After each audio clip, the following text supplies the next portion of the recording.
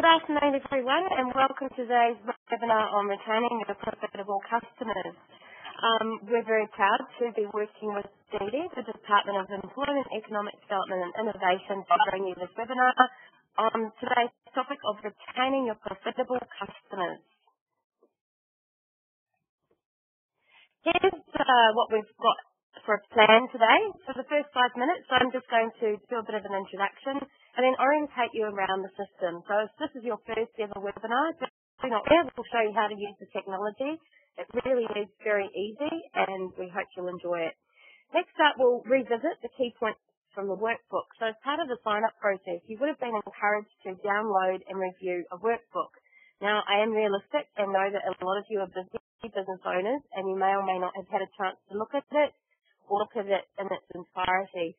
If you haven't, I would really encourage you to go back to it. If you combine this webinar with going through the workbook diligently, you will get the best results. Finally, we'll just review some of the items covered in the webinar, and then if you have any questions, there is an allocated time right at the end. So that's what we're planning to do, and I hope that sounds good to everybody. Now, to make sure you know how to use this technology, you'll notice down the bottom right-hand side of your monitor or screen, there should be something that looks a little bit what I've displayed on my screen. So I'm just going to take you through that. First thing you need to know is that there's this little button here. If you click on that, where my cursor is here, you can actually expand the view and you can then start to interact with some of the other technologies that I'm about to show you.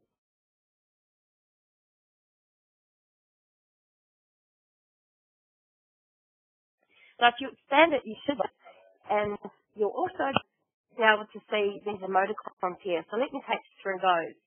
Now, this is a very interactive webinar. I don't know if some of you who have been on them have been encouraged to interact, but we certainly do. This is not school. You don't have to sit there and be quiet. We want to hear how you're going with what we're offering you. So first up, there's a hand. And if you could all locate the hand and press it to show me that you know where the hand is and you know how to raise your hand. You want to see all your hands to make sure that you know how to use this. Now, at one point on the hand, if you raise it, you actually need to click on it to take it down. So let's all put our hands down now. Otherwise, I'll think you've all still got a question. Great. Now, next up, great to see you've got the hand going, Andy. I'd like you to click on the green tick button. So the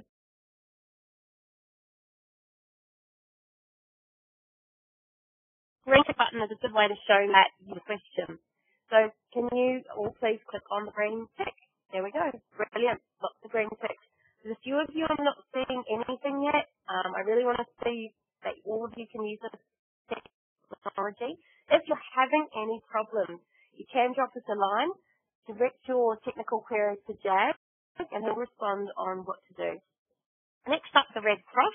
Since we've got those first two, pretty sure the red. Thanks for all the interaction I can see going on.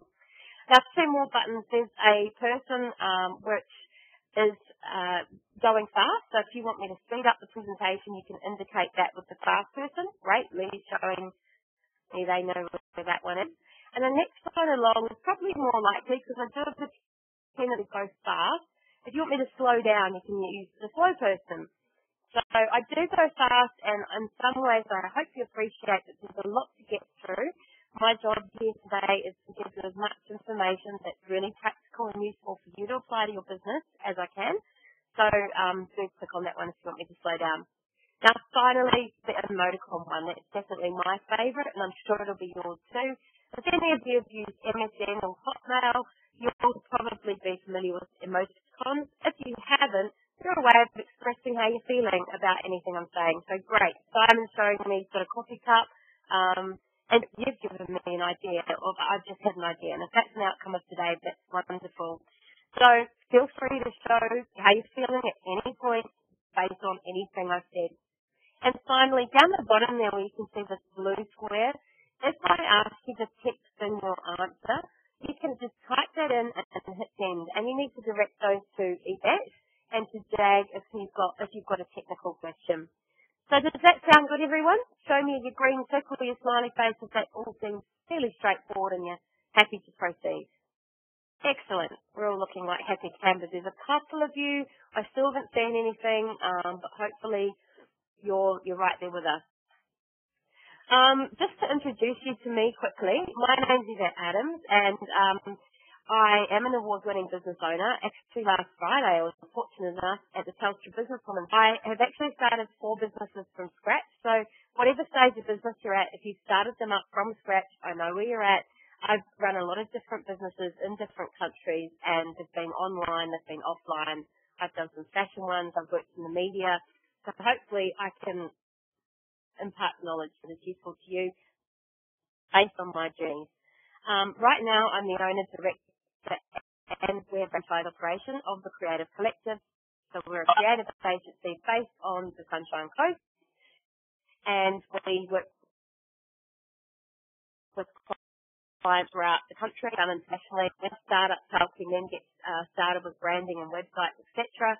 We also work with other companies just to get their marketing in a better position and generally their business. Look, I am a mother of 2 as well. I have a 3-year-old girl and a 6-year-old boy. Hands up those of you who are parents online today. Show me your hands. You have on your hands as a parent and a business owner. And I have done it myself and run a home-based business and done it around babies and everything. So if you're entering that phase, it's all possible. Don't let it stop you. You just got to be very good at time management. And finally, I absolutely love training and assisting others. So I'm thrilled to be working with Dee, delivering these webinars, and I hope you enjoy the training I'm about to offer today. I'm going to just quickly turn on some live web footage. So here I am in my office in Maroochydore Sunshine Coast. Just so you know, I am a real person. This is how I look today. I'm not actually going to keep running this. We could do it, but because we have people logging in from all over Queensland, and some of the connection speeds aren't quite as they could be, we're not going to chew up your bandwidth by feeding in the video. Just a quick hello, and I'm going to turn it off. So I hope that's okay. There we go. Yay. Good stuff. So don't go to sleep on me. I'm going to be asking you for interaction all the time. Right. When we're talking about maintaining your profitable customers, this diagram is really handy to explain how this whole thing works. Now, if any of you also got on the attracting new customers to your business, can anyone raise their hand if they were on the attracting webinar we ran a little while ago? Tina was. Okay, it looks like Adrian was, Kelly was, Colleen was. Great. So you would have heard me explain this a little bit differently. On that one, we had the potential customers, the conversion rate equaling new customers, and that was really what that webinar was all about. Today we're talking about the streams here, though, the existing customers, and it's about retaining them, and the more we retain and look after, we will have more retained customers, which is good for business. They're retaining a lot of customers, and they're happy with your service, and you're making great money from them, and business is good. You don't need to look for so many new customers. So it is really, really important to look after the ones you've already got to grow your business. Now down here, it's important to understand this too. However many customers you have, or known as your customer base, it's about getting more frequent purchases. So you need to be inventive about how you get that happening. The more frequent the purchases are, perhaps they buy off you currently every 6 months. If you can get it happening every month, wouldn't business do better? Then it's about the size of the money they're spending or the order. So if they are usually spending $100, you can get them spending $200 or $2,000, again, your business will be in a better place. And then price. If you can increase your prices, then again, your turnover with these 3 combined factors is going to be greater. Because hands up, how many of us would like to have a higher turnover right now? Sure we would. And this is the thing with business. You get so much information, there are so many jobs to do, that you can often just wonder, what am I doing here? Where do I go from? If I want to increase the size of my company, the turnover, my prices, how do I achieve that? This chart, I believe, simplifies business. Forget the noise, forget everything, and focus on this chart and these factors, and you will increase your turnover. It can be really that simple. So, the first thing is, though, that you do need to have the right market and be getting the sales. So, this is the sales funnel. This is what they teach in marketing at universities, and it's really simple. Some of you may have already seen it before, but here's the principles. Here's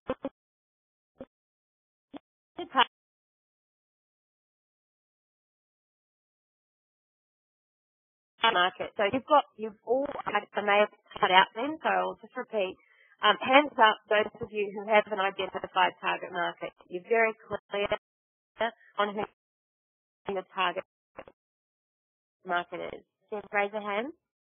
Ooh, not everybody. Okay. Now look, for some of you who are not raising hands, action point one. You need to define your target market. Those of you who have done that, fantastic. Next, you need to define the reach. You know, where are these people? Are they local? Are they throughout Queensland? Are they international? And specifically where? You know, do they live rurally? Do they live in cities? Trying to define that a little bit more. Now, finally, from that reach, you can generate some leads. Now, leads is when people give you their details. They make an inquiry. They're interested in the product or service you offer, but they haven't bought anything yet. And that's certainly still worthwhile, valuable to your business. And finally, we get sales, and that's quite smaller. Out of all of that market, you know, not everybody going to buy from you, but we need to get more people in that funnel and more people the first contact you have with the customer, whether that's you or someone that works for you, and it actually continues throughout the entire lifetime of relationship. So if you were to take your existing customers, think of how many you have now, think of some of those spaces and people you deal with, and then think of your retention rate. Now the interesting point here is that I often ask, you know, what's your retention rate to businesses, and they don't even know. Hands up those of you who do know what your retention rate is. Don't be shy. John Large knows it. Cynthia knows it. Good to see. And those of you who have got hands up, I presume it's okay. Take them down if it doesn't apply. So you need to know your retention rate, and that equals the number of retained customers. So another action point for those of you who don't know your accounts report, or maybe your e-marketing database can spit out a report as well. Or for some of you, it may be quite a manual process, but certainly worthwhile taking a look at. Now, did you know that acquiring new customers can actually cost you 10 times, more than the cost involved in looking after the current one? So it's really great you're on this webinar and that you're getting your head around this, because too often I meet businesses and they say, I need to market more, I need more business, I need more clients, I need the phone to ring. And I'll often throw it back to them and say, have you already maximised what you're sitting on? And they'll say, what do you mean? And I'll say, well, you know, have you pulled out old databases and recontacted them? Maybe worked out when they bought a certain item, so it's going to be the easiest way to get that business. You know, getting new customers costs money. You have to market, you have to facilitate them, those inquiries. You have to work hard to turn them into a lead or a sale. So if they already are on your database, they're already on your book somewhere, work with them. Make sure you've done all you can without annoying them, to make sure that if there's any chance they would buy from you again or deal with you again, that they remember you're there and that they have been given an opportunity to do so. Does that sound like a good idea? As simple as it sounds. Great. Okay. So now we need to think about exactly what we need to do as part of this process. And that is, you need to first identify who your existing customers are, understand their needs and their value to your business. And we're going to take a deeper look at this as well. So that's an exercise you need to go through. And I've just given you a few ideas on how you might do that. Next, you actually need to use this information to develop retention strategies.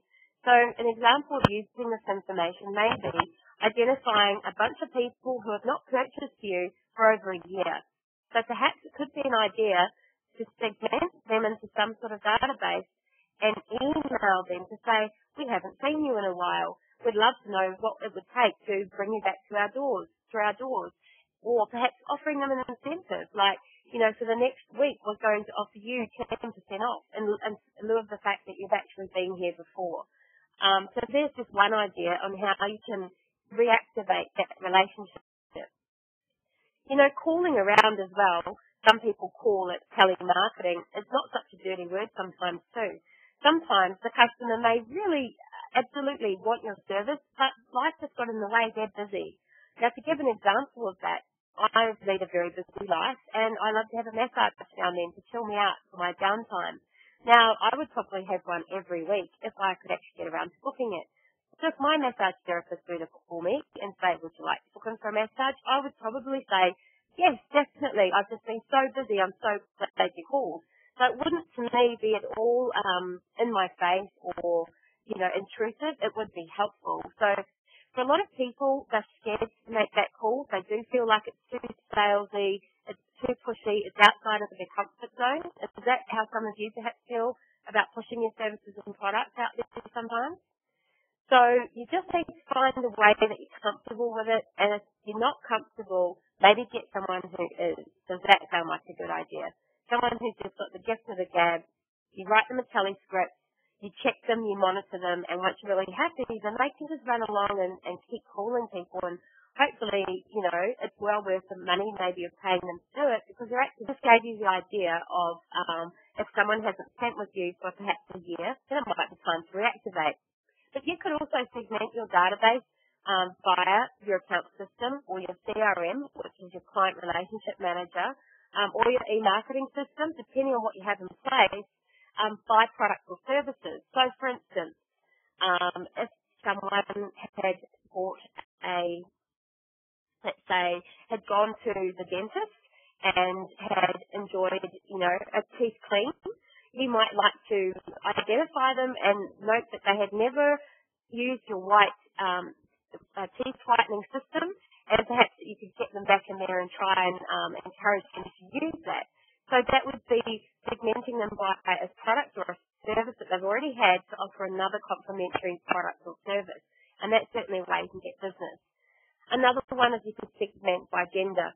So say, for instance, a beauty school who offers makeup classes.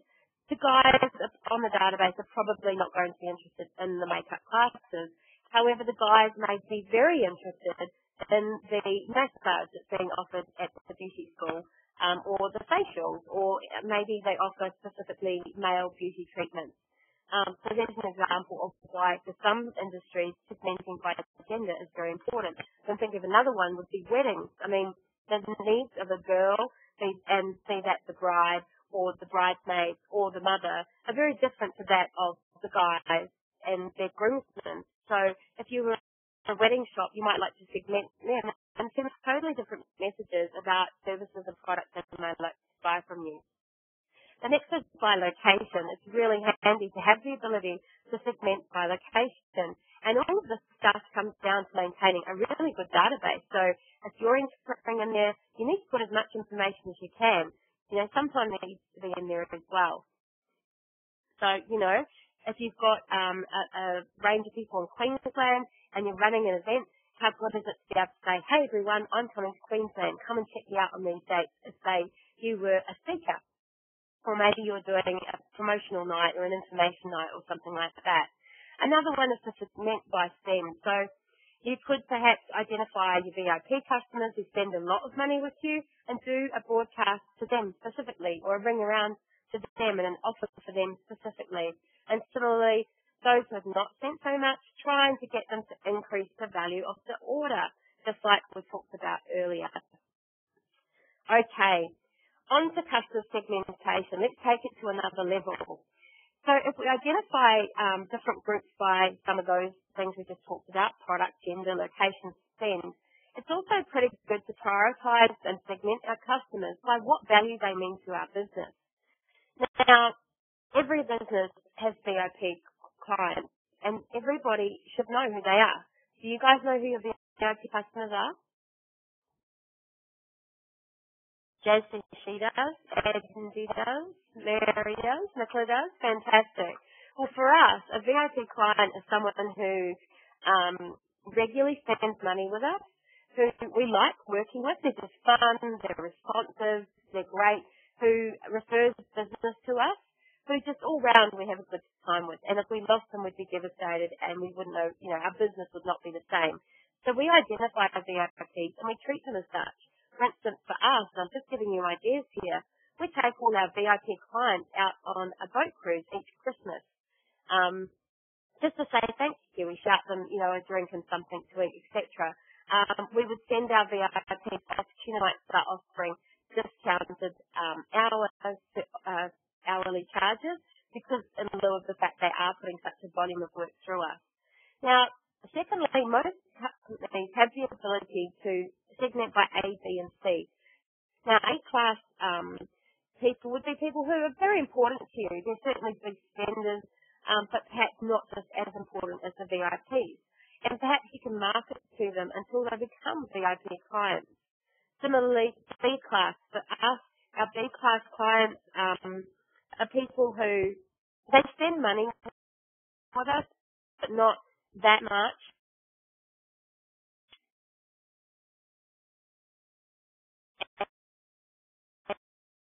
And sometimes they go, sometimes they go. So does everybody know what I mean by B-class clients? So they're good, they're important to your business, but they're not the best. Every business does this. But we're actually quite harsh. Each year, usually in December, and that's just a suggestion for you, perhaps you could either go through this process now or when things quieten down December, if they quieten down, or maybe in the new year, go through and grade your whole client base. Do a VIP, do an A, do a B, and do a C. Now, for us, these are cull people. They're people who don't pay, who don't appreciate, who moan, etc. So, it's pointless for some people to keep on trying to make them happy if you just never are. So perhaps if you identify that there are some clients perhaps you'd like to cull, then perhaps, think of some strategies to make that happen. Maybe increase your prices for them. Maybe start making excuses about your production line being too heavy and not being able to fit it in. Maybe introduce them to somebody who you say, this might be a better fit here for what sort of services and products you're after. So you kind of, orchestrate the handover. So there's just a few suggestions of classing your clients and some strategies around that as well. So just out of interest, how many of you have classified your clients like this before? This is not a new concept. So Andy has? Tina has? Great. Can you just text me how long ago that was? I'm curious to know, was it a year ago, 6 months ago, or really recently? You're all over this. You've got it. Just text through your answer. How long ago it was that you classified your people? And if you haven't, whether you're going to do this or not. You see the point of it. Got some stuff coming through there? We've got Nicola saying we review regularly. That's great. I think it's really important to do that. Anyone else got a comment on that? Angelique said 3 months. Okay, so you may need to do it really quite regularly. For us, we find about every 12 months is enough. But every business is different, and the number they're dealing with, the type of people they're dealing with, etc. Okay, let's move on. Now, part of identifying, what classification you would put them into is also the value that they offer your business.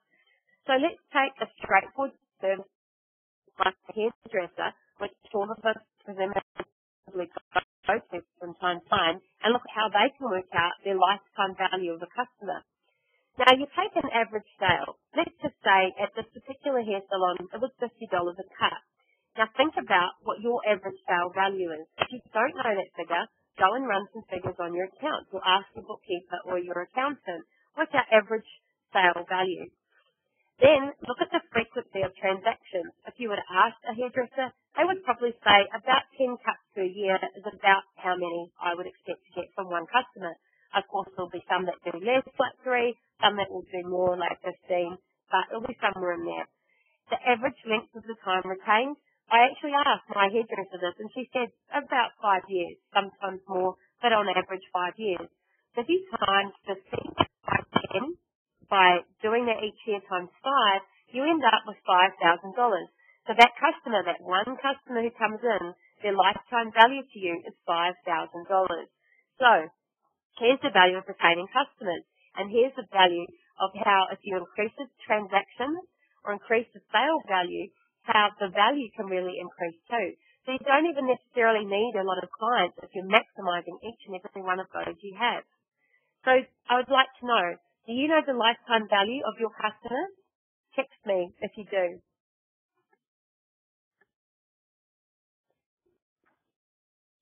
Now, while you're texting me, I'd also like to get you to think about, of your customers, why they buy from you. Simple question. Now, lots of people would say to me, oh, because we're the best, because we're the best customer service. But I want to drill down a little bit more than that and really get to know why they buy from you and how you could possibly improve your service or product. So could I see a hand of some friendly person who would like to volunteer to have a little chat just now, a live chat on the airwaves?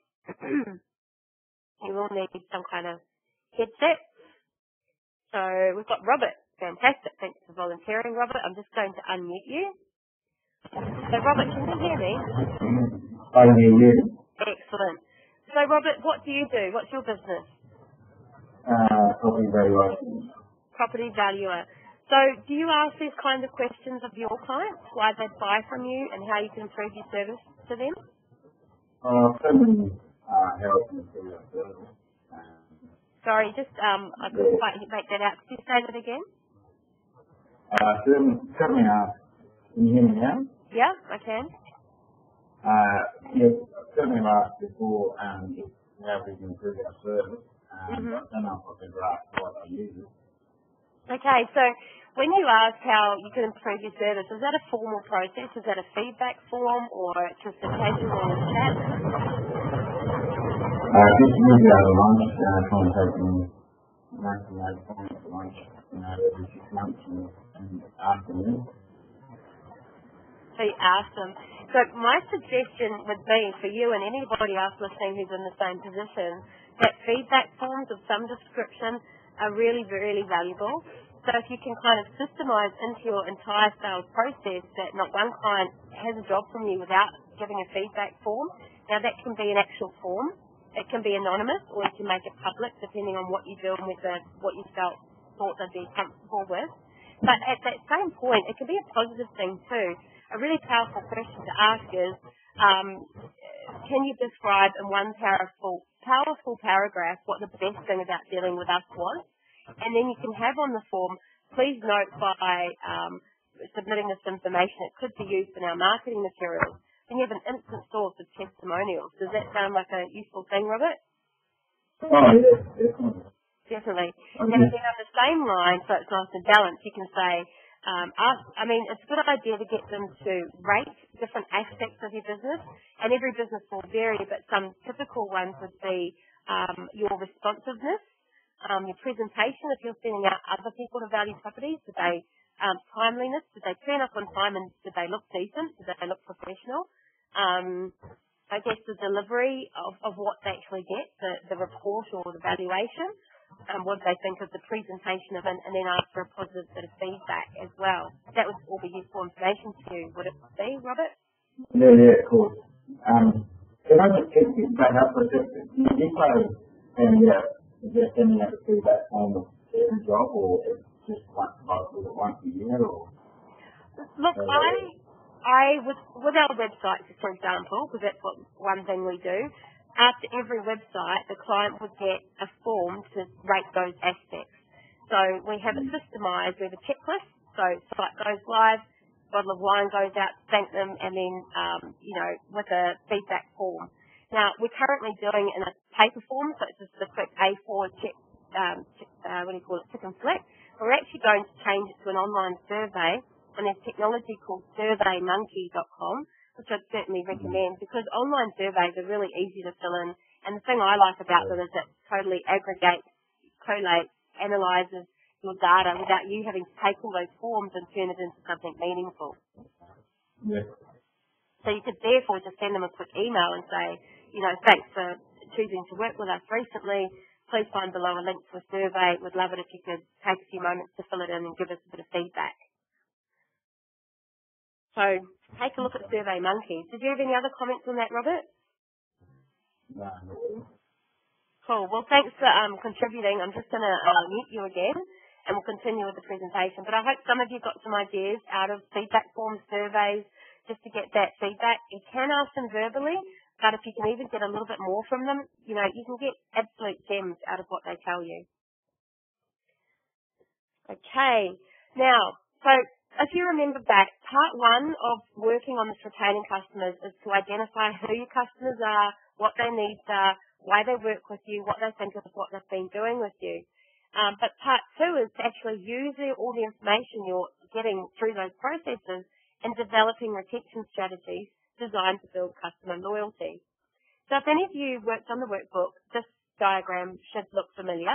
And if any of you were on the last webinar where we talked about attracting new customers, you'll notice that we talked about getting prospects who turn into shoppers, who then become customers and sometimes clients. So what we're talking about in this segment more is the customers and retaining them. So the difference between a customer is that, look, they've probably purchased off you once, but the frequency isn't there. So, and we need that frequency to be happening, as we now know. A client is purchasing off you regularly. They appreciate the service or product you offer. There's a bit more loyalty there. Now, what we want to ideally do is turn them into an advocate, someone who actually openly goes out there and refers business back to you because they're such a raving fan. That's how I always describe it. We want raving fans as clients. So you've got to think, what could I do to make all my customers turn into clients, buying from me more than once? And what can I do to turn my clients into advocates, raving fans, people are referring us left, right and centre, be that on social media, which is a great referral source these days, be that online or just people calling you saying such and such said to call and that you're wonderful. Now finally there's a partner, because sometimes people love your business so much they will actually start, selling your products on your behalf. Maybe become an agent, a distributor, a franchisee. Maybe start working for you because maybe they were a client. And I've certainly seen examples of that in business, and how wonderful is that? Maybe you even set up an affiliate program whereby some of your clients can sell your services or products and make a commission as a result of doing so. So if you're interested in that stuff, look up affiliate programs.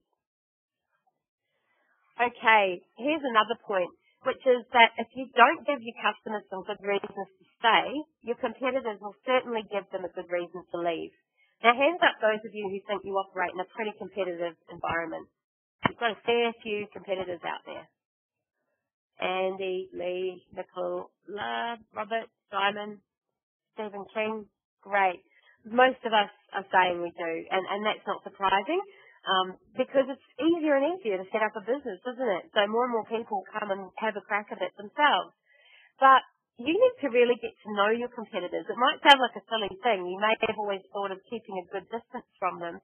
But the better you know them, the better you know what it is that's different about them and why some customers are choosing to go to them in the first place, or why, if you are having any migration over, they're choosing to go to them. So hands up those of you who have ever conducted a competitor analysis. I'd like to know how many of you have done that. Cynthia has, Angelique, Nicola, just the 3 hands. Simon hasn't. I love your honesty. Put a cross if you haven't. Nothing to be afraid of. And this is the wonderful thing about these webinars, as you can see, you're not the only one. This is the wonderful thing about these webinars. You can see you're not the only one who has these issues in business and who has some work to do. There's always something else to do in business, isn't there? So, look, can I give you some ideas on this one? Your competitors, you need to identify at least, say, 5. And some people say, I don't have any competitors. But if you don't, I would also suggest you look at people that you'd like to emulate, people you aspire to be. Even if they're not exactly the same as your business, they may be doing something right. Now, you can analyse your competitors in a number of ways. One way is to mystery shop them. You know, go on, fill in a form on their website, ring them up and purport to be a prospective customer and get as far as you can with getting information from them, their prices, their proposals, their offerings, to learn more about how they handle things. Now, you might find that, wow, they don't even answer the phone. I'm doing all right here. Or, wow, they send you this elaborate proposal and it's nothing like what I send them. I've really got to pick up my stocks here.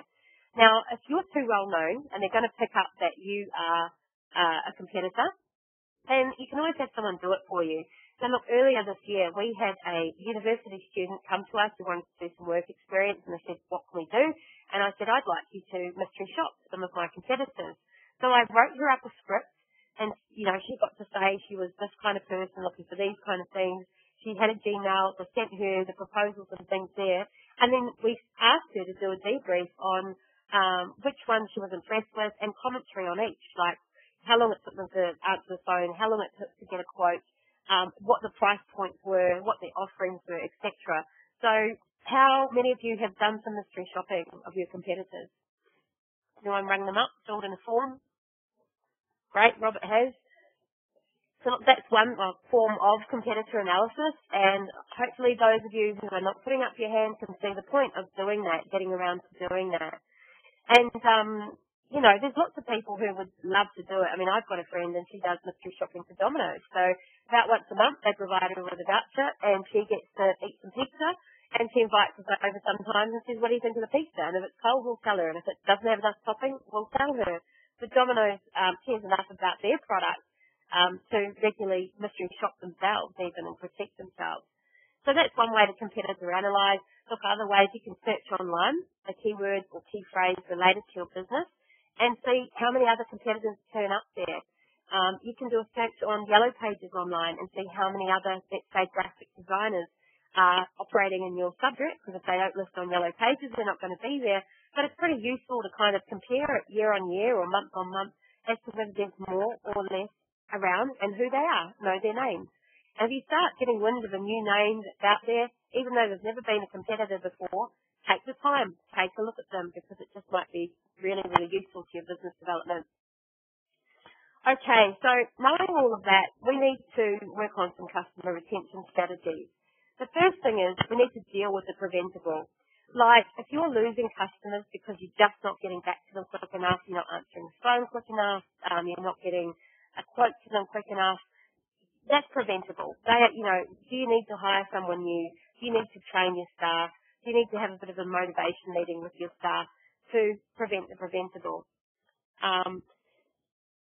And if you can't prevent that, even being candid and ringing them up and saying, could you give me some feedback on why you've chosen to move on? And most of them will be more than happy to share their experiences as well. We want to prolong the customer life cycle. So we've seen what the value is from the hairdresser, for example. So the longer they're with us, whether that is 1 year, 5 years or 10 years, the more profitable our business will be. We also need to proactively prevent a switch to competition, as we've just talked about. We need to know who the competitors are, what they're doing, and to then try and be competitive with our offering, our price point, our service, some of the big ones, the quality of the products or service offered. So why would they look anywhere else if they're happy? We also just need to develop programs to build customer relationships and loyalty. And I'm going to give you some ideas on that front in just a moment. And use that customer lifetime value to improve your marketing performance. Where am I? Could you raise your hand if some of these strategies are useful to you so far? We're getting some good value out of this webinar. Great.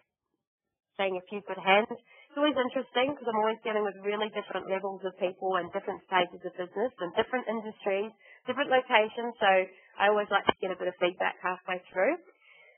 So I'd like someone else to share some stories, if they wouldn't mind. Angelique, keep your hand up if you want to be that person, or click it again and pop it down if you don't want to be a volunteer. So I'd like to know, which of these strategies are you using in your business? So basically, what customer retention strategies are you currently using? Because maybe some of us can get some ideas from you. And what difference are they making? Anyone like to raise their hand and share even just one thing they've done that's worked really well? Come on, let's have a volunteer or I'll pick on someone. Okay, I'm going to pick on someone. Let's see if Jazz. I recognise that name, so I'm going to pick on you. Can you hear me, Jazz? Yes, she can hear me. Can you speak? Can I see if I can hear you? No, she can't speak. Okay, we'll have to unmute you. Mute you again. One other volunteer, last chance, or we'll push on. It's always nice, I just think, to share those stories, because like I said, one of you might have a blindingly good idea that some of us can go and apply to our own businesses. Nobody today? All right, then, we'll push on. Look, loyalty programs, here's some ideas. There's two types of reward programs that can increase loyalty, and this is how you retain customers. The first one is passive rewarding. And this is where, and there's more information on this in the workbook, customers can claim the reward without identifying themselves. So you can offer discount codes, you can give vouchers, you can give loyalty cards like 5 stamps free, the old 5 coffees and you get a free one. Or there is more active rewarding, which is always more preferable to use.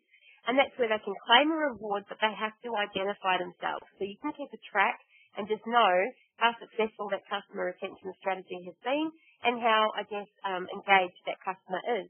So that could be a membership card. Obviously, gyms, RSLs do that kind of thing. There's no reason why, depending on what your business is, you can't create a membership club as well of some form. Another one is you could get them to enter in a competition to win your service or product free. I've even heard of a microchip in the arm, and I'll explain further if that sounds a bit outrageous. There's actually a nightclub in Rotterdam, Holland, and you can go and get a microchip inserted into your arm when you're a member of that nightclub. So you will get VIP entrance. They will scan your arm with a literal, electronic scanner, and you'll just go straight through. You get to go to the VIP location of the bar, and you get to put all your drinks via scanning on, it's all linked to your credit card via this microchip in your arm. Now that is very extreme, but I wanted to show you to the extreme some businesses in the world are going to. Had anyone heard of that microchip in the arm example? There's a documentary on TV about it. A couple of you have. So it's pretty extreme. I don't know if you're all going to start offering microchips in the arm, but I hope there's a few ideas there too. So I talked about earlier, and this is a huge point, don't check marketing if you haven't already maximised what you're sitting on. Now, this picture's perfect because here's this guy doing a bit of meditation. Perhaps he's meditating and wishing for more new clients, but he could be sitting there on, stacks of clients that he's never gone through, cleaned out, put their details in the e-marketing system or called or anything. So go through those old filing cabinets, go through the old account system, earning some money from, all because you asked them again. Are we all going to do that? Jazzers, great. Good to hear. Okay. Look, customer service is exceptionally important for retaining customers. It might sound like a simple concept, but the fact is it is actually hard to deliver on a day-to-day basis throughout this organisation a consistent, high-quality customer service experience. So do set expectations from the start. First impressions do count. Whatever you promise, do deliver on them or exceed on them. There's that old saying, under-promise and over-deliver. It's better to do that than over-promise and under-deliver, of course. So be careful what you offer. Only offer it if you absolutely believe you can deliver on exactly what you promised or do even better. So that's a really good thing to remember. Look, I was going to do a live volunteer here, but you're all a bit quiet, you're not. So, and in the interest of time, I might just push on. But just again, I'll refer back to the workbook and encourage you to go there. I want you to all think about your business a bit more on what is your basic product offering, what is the client coming to you for, the customer, what's expected. Like for instance, let's say the basic product was an airline ticket. Yes, it's an airline ticket, but what's expected? Well, you would expect the girls that you're checking in with or the guys to be fairly well groomed. You would expect them to be on time, no delays. You would expect to have a clean seat when you sit down and somewhere to put your luggage. You would just expect that. That's normal, right? So think about what's expected of your business. And then lastly, think about what's possible. Think about some of your favourite airlines and what they do to make a difference. I can think of one airline I've flown with who ran games, and you had to press your buzzer that you alerted the hostess with to indicate that you might know the answer. It was like trivia. And they gave away prizes. So I didn't expect that, but it was possible, and it certainly enriched the flight. So hopefully that gives you some ideas there too. The sky really is the limit. Finally, systemizing. Look, CRM or customer relationship management system. I mentioned I'd talk about that. Now, there are a range of these systems out there. You need to experiment with them to work out which one is for you. But look, they're so important because if you can track when people make an inquiry, when people make a sale, and then any contact you have with them, and every person in your organisation has had contact with them, that is such a powerful resource. If you're going to start activating them, you need them in the database to start with. You need to keep track of who talked to them, what about, so that one staff member doesn't call them and offer the such and such special, and then the next day someone else does. Doesn't look good. This is a way to track it. We can look in there and go, wow, no one's contacted this person for 3 months. It's about time someone contacted them again, etc. Now, procedures are also very important. I often get asked, now particularly winning this award last Friday, what's the secret to your success? What has made your business successful? And I would have to say there's a number of things, but a really big important one is the procedures. Like if you can document step-by-step instructions on exactly how to run different aspects of your business, then different people can offer a quality, consistent service. Because if you expect something to be done a certain way, and you may have offered training and all the rest of it, but if your staff just aren't delivering on that, that's when customer service goes down. That's when you run the risk of losing customers. So do procedurize it, do create templates, and make sure that there's consistent quality messages going out there. Workflows as well. Sometimes it's good to simplify those papers and the manuals and put something like a diagram on the wall to explain to people, if this happens, then this is what you should do. Give them that document or talk them through the script or whatever. If you can actually take time to do this, it's a bit of work, but if you can take the time to create a workflow, then that can really help your business. Hands up how many of you have a CRM or procedures or workflows, or actually text me in what you have of this list already in place. And then finally, training. The other one is, does everybody know what to do? So important. Even if you get a work experienced person in, it's important to train them because you might have a procedure in a CRM, but they've been shown how to log in. They've been shown, what sort of wording you want to use to track any given contact, because maybe a client calls, everyone else is out to lunch, and they're the one that needs to log in the CRM. So those systems, they can really make a difference in your business. I'd certainly encourage them. Customer feedback, we've talked about the feedback forms, we've talked about surveys, we've talked about shoppers. Another one is focus groups, getting a bunch of people together to talk about the product. So maybe gather a group of clients and say to them, what was it that made you choose our product? What was it that you enjoyed about our product the most? What other product lines would you like to see us go into, etc. There's also often government advisory panels and customer councils who can help you with this. For instance, I am a mentor for Dee in my region, where sometimes they'll say this business wants some mentoring, they want some feedback on their business, and we would go and sit around the table and share their business ideas. So look on the Dee website if you would like to gain some of that mentoring. It's called the Mentoring for Growth program. Here's another interesting diagram which talks about that frequency, size and pricing again and how to get these things happening. So to get the frequency up, you can conduct product launches, closed door sales, etc. So looking after these customers, let's say you have a fashion store and maybe you have an evening where you invite your VIPs or maybe all your existing clients to come down and shop with the closed doors. Maybe you put on some cheese and some wine and you have a bit of a speaker about the latest season, and it's all a very nice thing. They feel looked after, they'll remember your brand, and hey, you might even make some sales. Service agreements, trying to get people to provide the service more regularly is what I'm on about there. Incentives, sending gifts or cards, that can increase the frequency, that should say gifts, sorry. So, if it's their birthday, a little birthday card, if you know they've had a child, that can mean they go, wow, that was so nice, I'll buy off them again. Loyalty schemes, another one for service-based industries is to really push the rebooking the next appointment at that time that they're actually paying for the car sale. So chiropractors, for instance, are very good at saying, would you like to book your next session, or even actually booking you in. So there's some ideas there.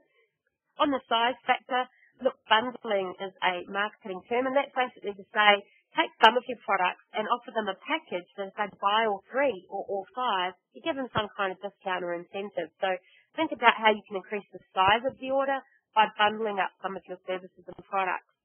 And there's also suggestive upselling. Now, let's say you run a bed and breakfast. It's so great to be able, when they arrive, to say, would you like dinner tonight? Would you like a bottle of wine brought to your room? Would you like a massage while you're here? All of those things are revenue streams that you can be adding on to increase the size of your order. And then the price side of things. Look, these we do cover in other seminars as well, but you can do a loss leader, so you basically offer the product to them very, very cheaply. Maybe you don't make any money on it. In the interest of getting them in and then, doing upsells and trying to get them to buy again in the future. You can do premium pricing or psychological pricing, buy now date. So there's some ideas on how to increase the frequency or the value as well. Now, price cutting is a big one too. A lot of people think they can retain their customers by cutting their prices. But as you'll see by this chart, it's not necessarily a sensible thing to do. Because say your present margin is 20% and you reduce your price by 4%, to produce the same profits, you have to increase by 25%. Now, this is a really interesting chart to look at, and I'm talking to a person at the moment in the Whitsundays that runs a rental dot company, and she's got an issue whereby her staff continually offer discounts, thinking they're doing the right thing and they're going to make the sale, but they're actually damaging the business in doing so. They're devaluing the brand, and they're meaning that they're going to have to do so much more volume. They're making it harder. So be very careful on the price cutting side of things. Don't get stuck in the same phase a lot of businesses are in the tough economy. Now to end, I'm all about action, and that's why I've got Bruce Lee. I don't think there's any man who's more about action than him. So number one, I'd like to encourage you to all go away from this and complete the workbook, number one. Mention that a few times. Are we all going to go and do that? Still with me? Yep. All good, good. We're all going to do it. Now next is we're going to prepare an action plan. Preferably finish it as soon as possible after completing the webinar. Now, I know this is lunchtime for some of you. Some of you are going to have to go back to the office and get into it. For those of you who don't, I'd like to see you create a chart whereby you have your action, and then you have a description in another column. Then you have a person responsible, and then resources required and a deadline, and that's how actions happen. If you delegate it, and hang on a second. If you delegate it, then you've clearly assigned it to that person with a deadline, and there's no excuse for not getting around to it. So I'd encourage you to do that. Now, also, update your business plan with all of your new tasks and goals if you've got something out of today and you want to insert that. And ask yourself, how will I provide exceptional customer service? How will I add value to each transaction? How will I increase the number of transactions, and what will I do to retain existing customers? If you leave this workshop, this webinar with those 4 things in mind, and you answer some of those questions to yourself, you'll be well on the way to retaining some of your customers. So, I'd like to open it up for questions. If you'd like to ask me a question about anything we've talked about today, just raise your hand and we'll unmute you. If you don't have a headset, you can always text us your question too, and I'll read it out and answer it for you. Anyone got any questions for me? Nicola, do you have one? If you don't, you might want to put your hand down. I notice it's been up a little while. Shall I? Oh, it's down. Okay. No other questions? I'm aware we're a little over time, so, okay, it looks like Tina does, so great. I'll unmute you. Tina, are you there? Can you hear me, Tina?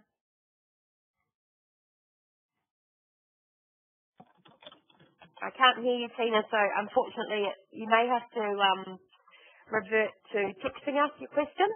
Just feel free to text it. I'll read it out and we'll answer it to our best abilities. Anybody else have a question for me?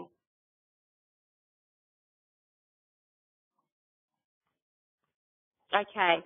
Got one from Maleha Niwaz. I hope I said that right. It says, we do regular mail-out postcards, have done stats and find it so time and salary consuming. Is there a better way? Well, look, I can tell you that what you're doing is quite expensive, like you say, because you've got to design it, you've got to print it, and you've got to distribute it, and it takes people time and money to do that. And generally, you'll only get a 1% inquiry rate. So if you send out 100, you'll only get one person inquiring. Look, online tends to provide a better return on investment than what mail-outs and postcards do. However, I am an online girl, but I do like to mix up the medium. So sometimes a postcard or that is nice. So Millie has also said we have a physio clinic, and when we look at the money that comes back in, it doesn't cover it. Look, that's often the case with mail-outs and postcards and things. So again, I'd encourage you to perhaps do some online marketing, perhaps in social media like Facebook, some e-marketing broadcasts can return quite a good return on investment. So it's all about how you do it, what you're offering them, etc., and making sure that when they do come into you, it's a good service, etc. So I hope that gives you some ideas. Robert Wang has asked, do we have a recording for the last webinar, Attracting Customers? Yes, it was recorded, and it will be available on the DD website soon. I'll show you where that is in a moment. It was actually supposed to be up by now, but unfortunately they've just had a few delays getting it up. So check back on the DD website, which I'll show you in a moment. And now Tina has got, can you repeat the feedback comment? Can you describe in one powerful paragraph? The end part was what the best thing about dealing with us was, working with us was, or best thing about our product was, depending on what you do. Because that's asking them to distinctly describe what was the absolute best thing, and hopefully you'll get a good response. Malay has got another question, which is, are there any automatic e-marketing sites? Well, I don't know exactly what you mean by automatic, but you can, there's online e-marketing systems, you can prepare them and then they go out at the scheduled time, if that's what you mean. I could recommend MailChimp.com, BusinessCatalyst.com, or what's some others? MadMimi.com. So there's a few. You're looking at sort of $20 to $30 a month for the access to those. And Malay has said less staff required. Yes. That does require less staff to do that kind of stuff rather than packing envelopes. What was the last one? It was MadMimi. First one, I think, was MailChimp, MailChimp.com. They've really got great reporting. And Robert wants to know which CRM system we're using. Robert, we use a little bit of Salesforce, but we're still on, the jury's out still on that one. It's quite complicated, we're finding. We also use, in its most simplest form, Google Spreadsheets, which is a Google app, where we just have an Excel spreadsheet which everybody can access and update at any time in terms of our prospects and in terms of our clients and where they're at. So it's pretty simple, but it works pretty well for us at the moment. There's some others we're looking at it. I tell you, I'm very familiar with a lot of CRMs. Look, there's Capsule, there's Batchbooks, there's tons of them, Pearl CRM, but none of them are perfect. So you've just got to find one that best suits your business.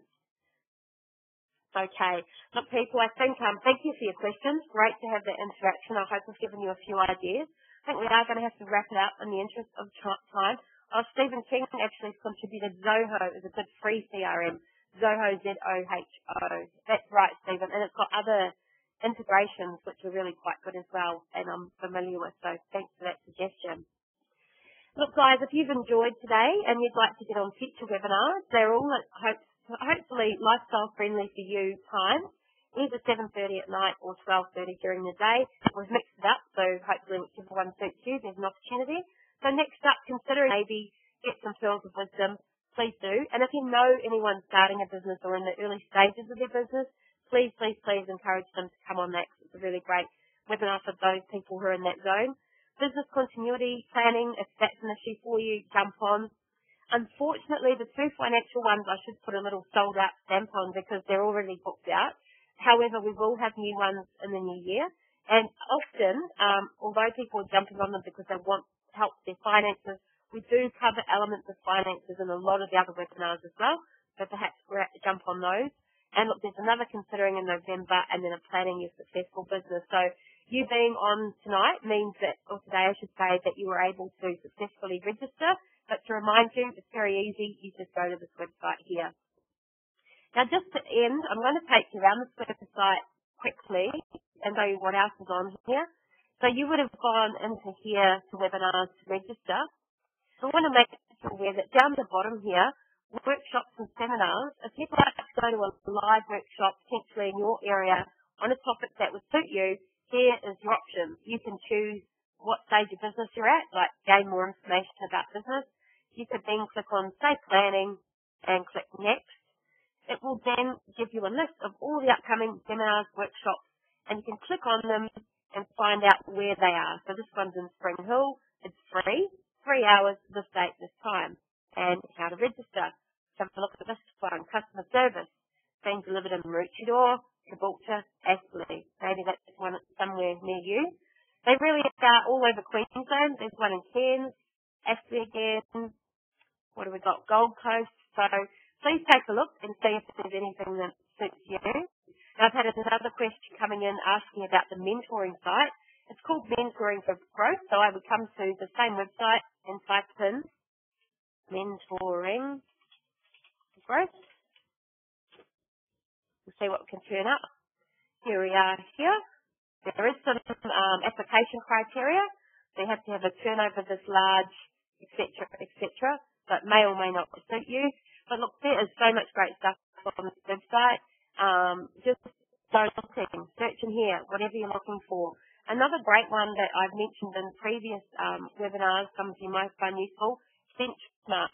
If you'd like to know how your business sits up against others, you can, can't quite find it there, benchmark, I might put industry as well. Just find the people in your industry and how your industry compares. And there's interactive sheets and all sorts on there as well. So here you can download a benchmark interactive budgeting sheet and more. So all great stuff, and I hope you'll make the most of those opportunities. Finally, there's a 1-300 number if you want help anytime to do with your business. Give these what we preach. So Jag right now is going to text you the link, and it's actually part of our contract with DD that we must get people filling in the feedback form. I promise it'll only take a minute or two. Please just click on it now and tick and flick away. I really, really appreciate your feedback, good or bad, so that we can learn from it and make future webinars even better. So, quick feedback just here now. Who was happy they jumped on today? They enjoyed themselves? Got something out of it? Yay. Nice smiley faces and ticks. Good to see. And if you've got any, suggestions on how we can improve, the survey would be a really good place to provide your feedback. So, look, I'm going to sign off, guys. I'm glad you got on. Tell your friends about these great opportunities for business owners, and we hope we'll see you on here another time. See you later.